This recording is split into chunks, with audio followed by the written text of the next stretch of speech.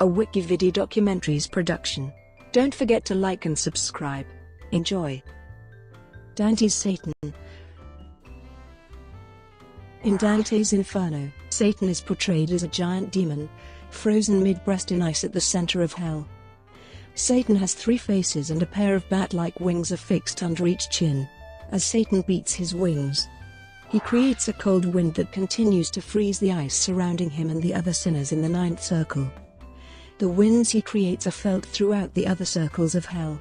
In his 3 mouths, he chews on Judas, Brutus, and Cassius.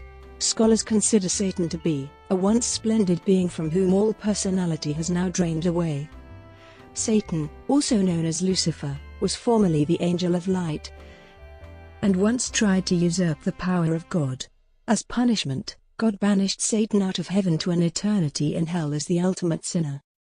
Dante illustrates a less powerful Satan than most standard depictions.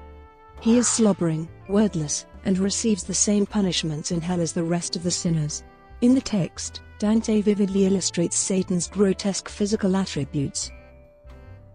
Description of the 9th circle. Dante's hell is divided into 9 circles, the 9th circle being divided further into 4 rings, their boundaries only marked by the depth of their sinners' immersion in the ice. Satan sits in the last ring, Judeca. It is in the 4th ring of the 9th circle, where the worst sinners, the betrayers to their benefactors, are punished. Here, these condemned souls, frozen into the ice, are completely unable to move or speak, and are contorted into all sorts of fantastical shapes as a part of their punishment. Unlike many other circles of Dante's hell, these sinners remain unnamed. Even Dante is afraid to enter this last circle. As he nervously proclaimed, "I drew behind my leader's back again." Uncharacteristically of Dante, he remains silent in Satan's presence. Dante examines the sinners who are covered wholly by ice, showing like straw in glass, some lying prone and some erect, some with the head towards us, the others with the bottoms of the feet, another like a bow bent feet to face. This circle of hell is a complete separation from any life and, for Dante, the deepest isolation is to suffer separation from the source of all light and life and warmth. Contrapasso, the poetic justice of Satan. The reason for Satan's eternal punishment was his desire to be as powerful as the divine. When Satan was cast out of heaven, he excavated the underworld cosmos in which the damned are held. Satan's punishment is the opposite of what he was trying to achieve, power and a voice over God. Satan also is, in many ways, the antithesis of Virgil, for he conveys at its sharpest the ultimate and universal pain of hell, isolation. It is Virgil, Dante's guide through hell, who tells Dante that the inhabitants of the infernal region are those who have lost the good of intellect, the substance of evil, the loss of humanity, intelligence, goodwill, and the capacity to love. Satan stands at the center, because he is the epitome of Dante's hell. Religious significance. Dante's Satan remains a common image in popular portrayals. The answer to the question of how Satan wound up in the bottom of the pit in Dante's Inferno lies in Christian theological history. Some interpretations of the Book of Isaiah, combined with apocryphal texts, explain that Satan was cast from heaven and fell to earth. Satan, the angel, was enamored of his own beauty, power, and pride, and attempted to usurp God's divine throne. This immediately backfired on Satan. God sentenced him as a betrayer and banished him from heaven. Dante uses this idea to create a physical place Satan created after his impact with the earth. According to Dante, the pit the pilgrim climbs down to reach the center of hell is literally the hole that Satan made when he fell to earth.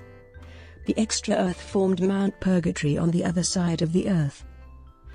William O'Grady has pointed out that those frozen in the ice perversely imitate God in the sense of being unmoved movers, but rather than moving by attracting us towards them, they move us by repelling us away from them, as evil was understood to do in scholastic philosophy. Thus, since they wanted to be God, Dante makes them godlike, but at the farthest distance removed from God. Effects of Dante's Satan on the Renaissance. as opposed to the popular conception of the era, which viewed Satan as an all-dominating beast of hell. Dante gives the portrayal of Satan as simply another victim of hell's tortures. He places Satan trapped within the ice, stripped of voice and power, and thus sets forth a new conception of who and what Satan is. The demonstration of this effect can be seen in the comparison of two paintings done during the Renaissance era. The first is the work of Giotto di Bondone, The Last Judgment, found in the Arena Chapel in Padua. And the other is the work of Nardo di Cione. Giotto gives Satan a very dominant role in hell and portrays him to be most violent and gruesome. His depiction of Satan is representative of the popular conception before Dante, and is in great contrast with the other two images of Satan. In both Sion's work, Satan is given three heads, each of which is consuming a body, just as Dante wrote in the Inferno.